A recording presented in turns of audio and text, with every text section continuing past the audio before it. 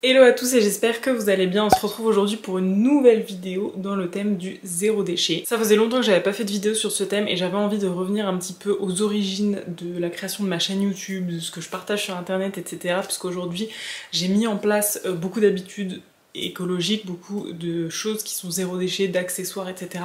dans mon quotidien et j'y fais plus vraiment attention. Mais je me dis que pour ceux qui commencent cette démarche, qui s'intéressent, etc., c'est toujours cool de savoir qu'il y a plein d'alternatives qui existent et notamment aujourd'hui on va parler de la salle de bain. Alors je vais vous faire une vidéo spéciale pour tout ce qui est cosmétique, vraiment produits cosmétiques, maquillage, produits bien-être, etc.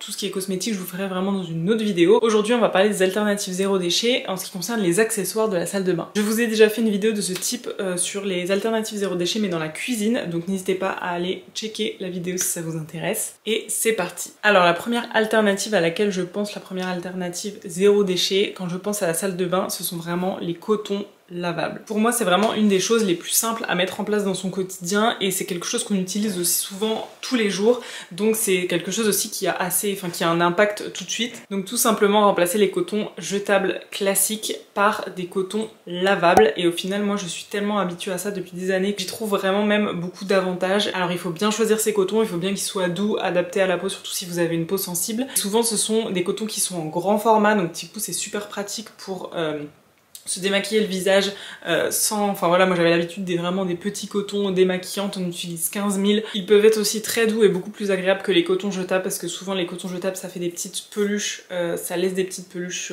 sur le visage ou quoi, alors que là bah c'est forcément du coton, souvent c'est du coton bio, des choses qui sont assez clean aussi pour la peau, donc c'est top. Dans la même catégorie de produits, il y a aussi tout ce qui est lingette démaquillante, il y a aussi des gants maintenant, des gants magiques démaquillants, donc vous avez juste à mettre votre main dans le gant. Des accessoires pour le côté démaquillage ou même soin de la peau pour se nettoyer la peau et tout, qui sont très chouettes comme alternative. Le deuxième accessoire dont je vais vous parler, il s'agit de l'auriculi pour remplacer le coton-tige. Alors je sais que pour beaucoup le coton-tige c'est vraiment quelque chose qu'on aime utiliser, même moi, je crois qu'il y a un truc dans le coton-tige qui rend accro et des fois j'en utilise encore. Par exemple ici comme je suis chez mes parents et qu'il y en a tout le temps à portée de main, j'ai tendance à en utiliser. Donc encore une fois, ce sont des alternatives que je vous propose, peut-être que je vous fais découvrir si vous ne connaissez pas, mais bien sûr après chacun fait ce qu'il peut. Tout ce que je vais vous dire, j'utilise pas forcément tout le temps, mais c'est des choses que j'ai testées et que je trouve chouette de vous partager. Donc pour les cotons-tiges, ce qu'on peut faire tout simplement, et ce que j'ai longtemps fait, c'est tout simplement de nettoyer ses oreilles à l'eau et au savon quand on est dans la douche. Donc tout simplement de nettoyer avec ses doigts l'eau et au savon, puisqu'en fait souvent en plus les cotons-tiges vont assez loin à l'intérieur de l'oreille, mais on n'a pas besoin d'aller si loin. C'est en fait tout ce qu'on a à l'intérieur de l'oreille et même ce qu'on peut considérer comme ce qui est sale, c'est vraiment pour protéger notre oreille à l'intérieur et il faut le laisser. Donc dans l'idée de laisser le cérumen à l'intérieur de l'oreille, mais au moins d'enlever esthétiquement ce qui peut paraître comme sale en extérieur. L'eau et le savon, c'est parfait. Vous avez également des auriculis, des cure-oreilles qui permettent justement d'enlever uniquement ce qu'il y a à l'extérieur et souvent ce sont des choses qui sont en bois, mais moi je préfère aussi celui qui est en inox, qui est plus agréable je trouve au niveau de l'oreille et de l'utilisation. Et clairement ce ne sont pas des choses qui sont faites pour aller à l'intérieur de l'oreille puisque ça peut être dangereux tout simplement, donc c'est vraiment pour nettoyer l'oreille en surface, en extérieur et laisser le cérumen tranquille, même si c'est difficile de résister au coton-tige. Je plaide coupable. La troisième chose dont je voulais vous parler, ce sont les mouchoirs jetables et comme alternative, tout simplement des mouchoirs lavables. J'ai longtemps utilisé des mouchoirs jetables, mais maintenant je ne sais pas comment je ferais pour en réutiliser. Vraiment, c'est le truc. C'est ça en fait, prendre des habitudes, c'est clairement ça. C'est de te dire après, mais que jamais tu reviendras en arrière.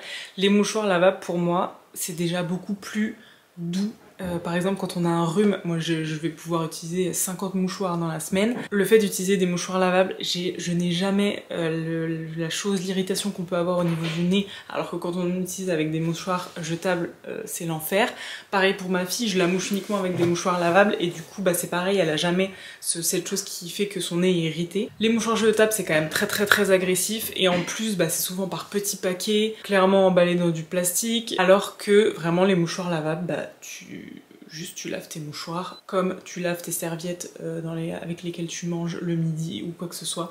Donc je trouve ça vraiment, moi j'ai aucun dégoût avec ce truc des mouchoirs lavables. Je sais qu'il y a des gens qui supportent pas, mais moi c'est l'inverse en fait, je supporte pas les mouchoirs jetables. Et pour tout ce qui est au niveau des bactéries, des microbes, le fait de se remoucher dans le même mouchoir et tout, rien ne vous empêche de ne pas vous moucher 56 fois dans votre mouchoir lavable. En fait vous pouvez vous moucher une fois dans votre mouchoir lavable et le mettre ensuite à laver. Si vraiment vous avez peur de ça, moi après c'est pas quelque chose qui me gêne en particulier. Mais je trouve qu'on a un peu trop en tête ce marketing qui nous dit que justement attention il faut jeter les mouchoirs. En plus avec le Covid et tout ça va pas arranger. Mais voilà, pour moi faut revenir aux bases, au simple. Et avant on avait toujours des mouchoirs lavables. Moi clairement les mouchoirs lavables que j'ai, je les ai trouvés chez mes grands-parents qui en avaient des tonnes et des tonnes. Avec ma soeur on s'en est séparés parce que voilà il y en avait plein, c'est des grands formats donc c'est super pratique. Et j'en ai toujours un dans mon sac, toujours un dans ma poche. Je crois que j'en avais un. Non mais je l'ai enlevé. Donc je suis vraiment team mouchoir lavable. Forever.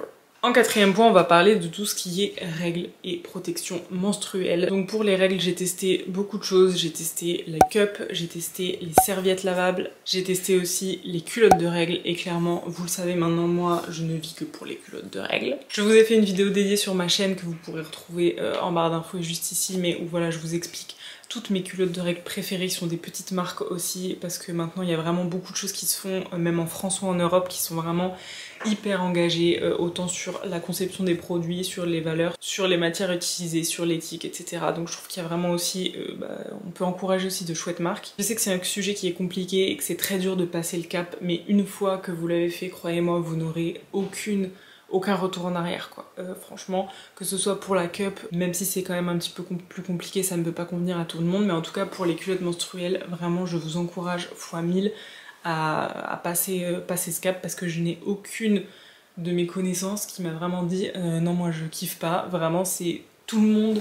Pourtant j'ai un entourage qui est différent, varié, et il n'y a pas forcément des gens qui sont à fond sur l'écologie et tout, loin de là, mais vraiment tout le monde a vraiment kiffe maintenant les culottes de règles. En 5, on va parler de la partie épilation. Donc pareil, il y a plusieurs choses.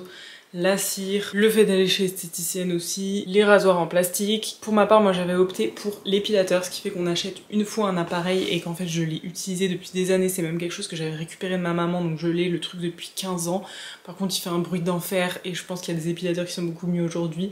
Mais je trouve que c'est vraiment un achat qui ensuite ne crée plus en soi de déchets. Bien sûr, il n'y a jamais de choses qui sont vraiment 100% zéro déchet, mais au moins voilà, vous l'achetez et après vous pouvez l'utiliser à vie. J'ai également un rasoir de sûreté, donc c'est un rasoir qui est en acier inoxydable, tout simplement comme nos grands-parents ont utilisé. Et c'est un rasoir qui ne rouille pas, qui est fait pour ça, par contre forcément qui coupe, donc ça peut faire un petit peu plus peur, mais finalement il suffit de s'habituer à le manier, à l'utilisation, et c'est vraiment une très chouette alternative, parce que pareil vous pouvez le garder à vie. Ensuite il suffit juste de changer les lames, et maintenant il y a de vraiment superbes marques qui font, je vous mettrai en barre d'infos. Le mien est rose gold par exemple, ça fait un petit accessoire qui est aussi chouette en vision dans notre salle de bain, donc je trouve que cette alternative est top. Autre alternative qui ne plaira peut-être pas à tous, mais en tout cas c'est celle que je vais bientôt faire, c'est tout simplement l'épilation au laser. Alors je vous ferai une vidéo dédiée parce que je pense qu'il y a un tabou un petit peu entre guillemets autour de ça, beaucoup d'appréhension, et le fait de passer à l'acte, mais aussi par rapport au prix. Clairement je conçois que ce soit quelque chose qui n'est pas au budget, enfin fait pour tout le monde par rapport au budget, etc. Mais ça reste une alternative quand même qui par la suite ne fera plus de déchets, puisque ce ne sera plus un problème. L'épilation laser c'est une épilation qui est définitive, et du coup par la suite j'aurai plus du tout à me soucier de ça, ni à avoir des accessoires potentiellement qui peuvent créer des déchets par la suite par rapport à ça, puisque ce sera un problème qui sera réglé. Numéro 6, c'est peut-être quelque chose qui est moins connu, mais ce sont des pansements biodégradables. On a tous besoin, surtout quand on a des enfants. Là ma fille en ce moment elle voudrait des pansements sur tous les doigts parce qu'elle a plein de bobos. On a tous besoin d'avoir des pansements de temps en temps de toute façon, et il existe des alternatives qui sont biodégradables et qui sont compostables, donc je trouve que c'est vraiment chouette, encore une fois, de se rendre compte que des produits qu'on utilise au quotidien peuvent être faits en version biodégradable et donc ne pas impacter l'environnement. En numéro 7, je voulais vous parler de tous les accessoires pour les ongles. Il y a beaucoup d'accessoires qui sont par exemple les limes en papier, qu'il faut au bout d'un moment, en racheter. Plein de petites choses, je me demande mais pourquoi ça a été créé. Typiquement les limes en papier, je comprends pas, parce qu'il existe tout simplement des limes en inox, pareil, qui sont pour toute une vie. Tout ce qui est coupe-ongles, les petits ciseaux pour les ongles, les limes, tout ça existe en inox avec une durée de vie plus, donc n'hésitez pas. Il y a aussi des limes en verre il me semble, donc ça peut être vraiment de bonnes alternatives. On passe au point 8 qui sont les brosses à dents. Alors c'est un grand débat au niveau écologique, les brosses à dents. Es-tu team brosse à dents en bambou ou es-tu team brosse à dents en bioplastique ressourcée et avec les petites têtes interchangeables? Il y a différents types de brosses à dents entre guillemets écologiques qui existent. Encore une fois, je vous mettrai des petits liens en barre d'infos. Moi personnellement, pendant longtemps, j'ai été team brosse à dents en bambou puisque je trouvais ça chouette le fait de pouvoir les composter, mais en effet, il y a tout un débat sur où est-ce qu'on trouve le bambou, d'où vient la brosse à dents, etc., etc. Mais je trouve ça très cool aussi le fait de pouvoir juste changer les petites têtes de brosse à dents et d'avoir toujours la même base, ce qui fait qu'ensuite les têtes aussi sont recyclées. Il me semble que c'est la marque par exemple Amazona qui fait ça et qui recycle ensuite par la suite les têtes des brosses à dents. Dites-moi en commentaire quel team êtes-vous. En point 9, nous allons parler des gommages, du gommage qui peut se faire avec des accessoires qui sont tout simplement des éponges. Alors vous avez le gommage pour le visage que moi je fais avec une éponge Konjac, qui est une petite éponge qui se composte et qui est tout simplement hyper douce pour le visage, pour faire un gommage vraiment très doux, qui est très bien aussi pour les peaux sensibles. Pour ce qui est du corps, il y a des éponges Loofah qui sont top. Pareil, encore une fois, ce sont des éponges qui sont naturelles et donc du coup qui sont biodégradables, qui se compostent par la suite. Donc ça peut vraiment être chouette au lieu d'avoir des produits, des tubes, etc., des choses qui font que vous achetez un gommage, d'avoir cet accessoire qui dure assez longtemps. Donc l'éponge Konjac, on essaye de la garder environ 3 mois et l'éponge Loofah, je ne sais plus exactement, mais après ce sont des choses que vous pouvez entretenir aussi. Il faut bien les faire sécher pour ne pas qu'elles prennent l'eau, etc., qu'elles soient toujours humides, sinon en effet ça a tendance à se détériorer plus rapidement. Et en règle générale, ce sont quand même des choses qu'on garde très longtemps et qui de toute façon après sont compostables. Et enfin, pour le 10e accessoire, il s'agit de tout ce qui est autour de l'hygiène buccale, donc ce soit des gratte-langues ou encore des fils dentaires. Peut-être que vous ne savez pas, mais en fait le gratte-langue, enfin le fait de gratter sa langue, c'est quelque chose qui se fait depuis des années en Inde, qui permet tout simplement d'éviter, alors ça se fait le matin au réveil, qui permet tout simplement d'éviter que les bactéries qui ont stagné en fait sur notre langue pendant toute la nuit soient ingérées par notre corps, donc tout simplement quand on les avale le matin. Donc ce qu'il faut faire, ce serait se gratter la langue au matin avant tout simplement de boire de l'eau, de manger, pour ne pas ingérer ces bactéries. Donc il y a des gratte-langues qui se font en inox, en cuivre, donc pareil, qui peuvent être utilisés à l'infini. Et vous avez aussi tout ce qui est fil dentaire qui existe en version biodégradable, donc je trouve ça trop chouette de pouvoir pousser un petit peu le détail à tous ces accessoires là, qui ne sont peut-être pas utilisés au quotidien par tout le monde, mais voilà, si vous utilisez de base du fil dentaire, et sachez qu'il en existe des biodégradables de plusieurs compositions. Voilà pour cette petite vidéo, j'espère qu'elle vous aura plu, merci de l'avoir regardée jusqu'au bout. Dites-moi en commentaire si vous avez d'autres alternatives au niveau accessoires zéro déchet et si ça vous dit que je vous fasse la vidéo sur les cosmétiques zéro déchet. Et on se dit à très vite dans une prochaine vidéo. Ciao!